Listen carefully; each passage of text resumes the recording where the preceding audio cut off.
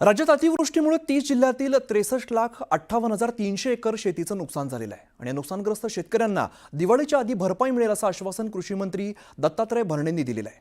सरकारकडून हेक्टरी 8,500 रुपये इतकी मदत जाहीर करण्यात आली आहे। मात्र या मदतीवरती शेतकरी समाधानी नाहीयेत आणि हेक्टरी 50,000 रुपये द्यावेत अशी मागणी सुद्धा केली जाते।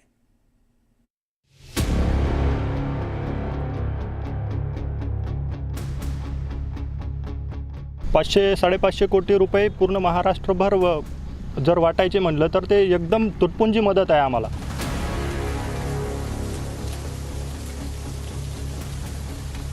काय करू आता कसं करू? सरकार असं काय 85 रुपये गुंठा काहीतरी देत आहे, त्यानं काय उगं मीठ चुरल्यासारखं व्हायला उगं।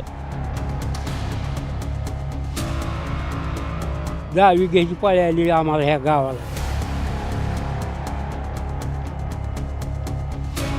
गाजरे गेली, सोयाबीन गेली, उडदाची बीज बोंब झाली। काय नाही बघा 10 वेळेस आता फक्त असं म्हणणं आहे त्यांचं। खूप बोलक्या भावना आहेत त्यांच्या। राज्यातील 36 जिल्ह्यांपैकी 30 जिल्ह्यांमध्ये ओल्या दुष्काळाचं सावट आहे। अतिवृष्टीनं या जिल्ह्यातली पिकं नासली, जमीन खरडून गेली। शेतात आणि शेतकऱ्यांच्या डोळ्यात केवळ पाणी राहिले। कसं करू? जसा लावला तसाच आहे सर। आई घरी आजारी आहे, तिला दवाखान्याला पैसे नाही सर। एवढं झाल्यानंतर मी तुला आईला म्हणलो दवाखान्याला एवढं कांद्याचे पैसे आल्यावर मी घेऊन जातो। आता आईला नेऊ का कांदा मार्केटला नेऊ? ह्याला मार्केटमध्ये काय येईल तुम्ही सांगा। सोलापूर, धाराशिव, नांदेड, यवतमाळ, चोपडा, पाचोरा, बीड, जळगाव प्रत्येक जिल्ह्यातील शेतकऱ्यांची व्यथा सारखीच। इतका पाऊस कधी पाहिला नाही आणि एवढं नुकसान कधी झालं नसल्याचं शेतकरी सांगतायत। बाबा कुठलं नक्षत्र आता जे चालू आहे आता उतरा उतरा उतरात पाऊस असतो का? असतो पण थोडं का असतो मोज का अगर नसतो एखाद्या वेळेस। परतीचा असतो आपल्याला। किती दिवस चालतो परतीचा पाऊस? पडतेच पाऊस काय कवा आता 15 दिवस चालतो, 8 दिवस चालतो, 4 दिवस चालतो, महिना बी जातो। त्याचं काय मालक आहे का? असा झालता का परतीचा पाऊस? पडचा पाऊस नाही नाही झाला। नाही। अद्रकला बुरशी आणि बुरी लागली, त्यामुळे हे अद्रक येऊ शकत नाही। हिला पाण्याचं प्रमाण जास्त झालंय, हे सगळं गेलंय जास्त प्रमाणात पाण्याचं प्रमाण झाल्यामुळे सगळं सोडून गेलंय। हे तुमच्या समोर आहे। राज्यात आतापर्यंत 63,51,520 हेक्टर शेतीचं नुकसान झालंय। अजूनही अनेक ठिकाणी पाऊस सुरूच आहे। सरकारकडून हेक्टरी 8,500 रुपयांची मदत जाहीर करण्यात आली।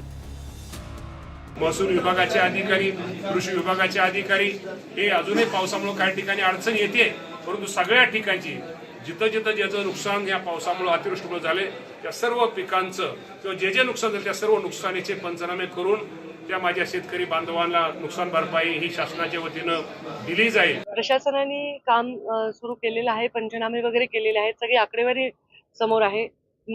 जास्ती मंडलांमध्ये अतिवृष्टी जिथे झाली आहे तिथे तर नुकसान आहेच आहे, पण जिथे अतिवृष्टी नाही दिसत आहे म्हणजे जास्त पर्जन्यमान दिसत नाही नेहमीपेक्षा, तिथे देखील पिकांचं नुकसान झालेलं असेल अशा ठिकाणचेही नुकसानीचे पंचनामे करून तेही पाठवा अशा प्रकारच्या सूचना दिलेल्या आहेत।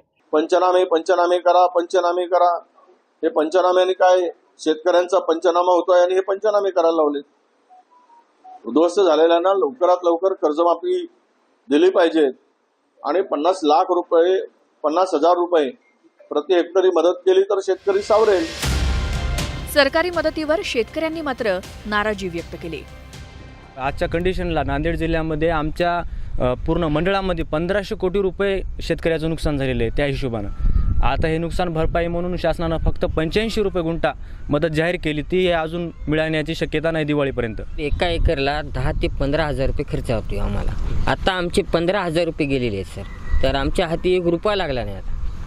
आणि सरकार 85 रुपये गुंठा देत आहे, तर 85 रुपये गुंठ्याने धरले तर सर आम्हाला एकरी 3,000 ते 3,000 रुपये येतात। ज्यावेळी तुम्ही निवडणुकीच्या वेळी लाडकी बहिणीला 1,500 रुपये एका महिलेप्रमाणे दिले होते, त्यामध्ये पुरुषाला सुद्धा तुम्ही पैसे दिले, कारण की नियमबाह्य पैसे दिले तुम्ही। तर आम्हाला नियमात असून आम्हाला का पैसे भेटत नाहीत आम्हाला आमच्या हक्काचे पैसे पाहिजे. आम्ही पीक विमा भरलाय, सगळं केलेलं आहे सर. दिवाळीच्या आधी भरपाई मिळेल असं आश्वासन कृषी मंत्री भरणेंनी दिलं. मात्र अद्यापही अनेक जिल्ह्यात पंचनामे काही पूर्ण झालेले नाहीत. अजूनही पाऊस पडतोय, अजूनही नुकसान होतंय. अशा परिस्थितीत शेतकऱ्यांची दिवाळी गोड होणार का, असाच प्रश्न उपस्थित होतोय. Bureau report,